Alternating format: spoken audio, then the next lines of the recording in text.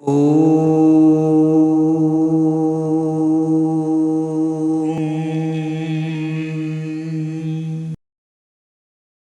एक को जानता है वह सब कुछ जानता है। वह कौन है? आत्मा। एक आत्मा को पहचानने का मतलब है हर चीज को पहचानना, क्योंकि इस संसार के सभी पदार्थ आत्मा पर केंद्रित हैं। चक्र का केंद्र है। इस प्रकार आत्मा इस सारी दुनिया के केंद्र में है। बस आत्मा की पहचान करना आवश्यक है। धर्म की पूजा के मूल में आत्मा है। तत्वज्ञान के केंद्र में आत्मा है। सभी ज्ञान के केंद्र में आत्मा है। मतलब आत्मा की पहचान की तो सब कुछ ज्ञात हो गया। और अगर हम आत्मा को नहीं पहचानते हैं तो यह समझ ले कि हम सब कुछ जानने के बावजूद इस दुनिया में कुछ भी नहीं जानते हैं। अर्थात आत्म तत्व, आत्मज्ञान, तत्वमीमांसा आदि शास्त्रों के अध्ययन की आवश्यकता है। कई मापदंड से आत्म साक्षात्कार प्रमेय वस्तुओं को मापदंड द्वारा प्राप्त किया गया है। दुनिया में कई ऐसी अदृश्य दृश्य प्रमेय वस्तुएं हैं। इसे विभिन्न मापदंड द्वारा जाना जा सकता है। इन अनुपातों को मुख्य रूप से प्रत्यक्ष और अप्रत्यक्ष दोनों के रूप में जाना जाता है। हमने वास्तविक अनुपात के बारे में सोचा है। अब आत्म साक्षात्कार अनुमान, स्मृति, तर्क, पारस्परिकता और आगम के मापदंड के साथ कैसे होती है, चलिए इसके बारे में सोचते हैं। अनुमान द्वारा आत्म साक्षात्कार साध्य और साधन के समन्वय नियम के दायरे से वस्तु का ज्ञान प्राप्त करना निष्कर्ष अनुमान कहा जाता है।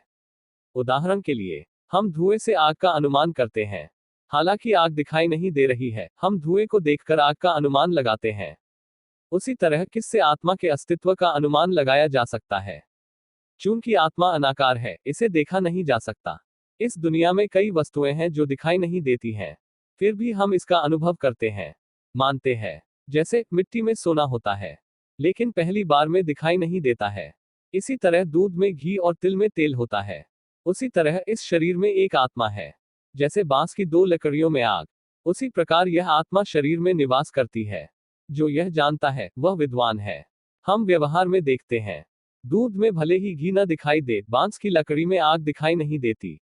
तो मानना क्या? क्योंकि दो बांसों को रगड़ने से तुरंत आग लग जाती है। दो चकमक पत्थरों में आग दिखाई नहीं दे रही है, लेकिन दोनों को एक साथ रगड़ने से आग तुरंत दिखाई देती है। दूध की मलाई गर्म करें और आप तुरंत घी महसूस करेंगे। उसी तरह तिल से तेल निकलता है।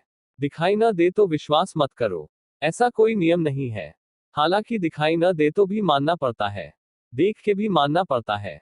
उसी तरह इस शरीर में भी एक आत्मा है। भले ही यह दिखाई न दे, आत्मा सुख और दुख के अनुभव से है। यह अनुमान द्वारा सिद्ध होता है। आत्मा का जन्म और मृत्यु की वास्तविकता से अनुमान लगाया जा सकता है। इसलिए आत्मा इन अनुमानों से सिद्ध होती है। जैसे आग के बिना धुआं नहीं होता, वैसे ही भोगी के बिना भोग्य नहीं होता। शरीर एक भोग्य है, आत्मा भोगी है। तो यह सिद्ध होता है कि आत्मा के बिना कोई जीवित शरीर नहीं होता। प्रेम, भावना, स्नेह, राग, द्वेष आदि करने वाला वही आत्मा।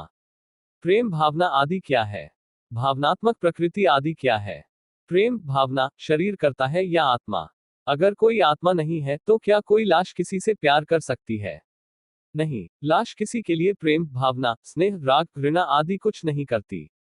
इसलिए यह तय किया गया कि प्रेम भावना, स्नेह, राग, द्वेष शरीर के गुण नहीं है, लेकिन आत्मा में समान गुण होते हैं।